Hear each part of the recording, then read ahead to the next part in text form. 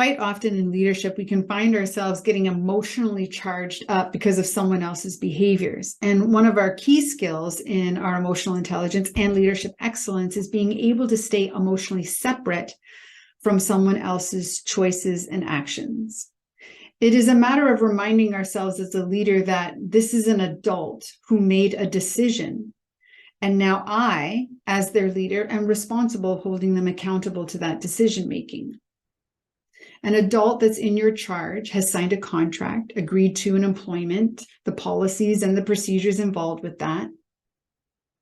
And when that employee or adult makes an error or violates a policy or a procedure, your responsibility as the leader is not to make their decision okay, or to just rush into an exception or accommodation or sweep it under the rug. It's to hold them accountable, to reference the expectation, to state the decision that they made or the action that they took, to highlight the consequence of their decision-making, their choice, and their action, and then to reinforce the consequences as necessary. Sometimes in leadership, we can make an exception and an accommodation, and we would describe when and why we're doing that.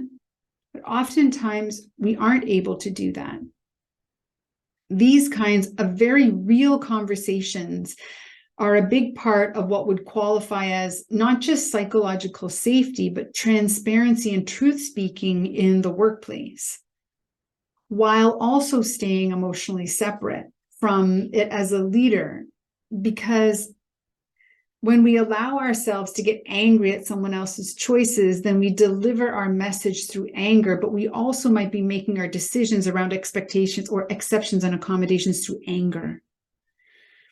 Or if we allow fear of how someone else might respond to us holding them accountable, I'm afraid that they won't like me anymore, to drive our decision-making, then we'll be a leader who is wishy-washy, who's finicky about when we follow a policy or procedure or when we don't. And this sends a message of inconsistency to everyone else.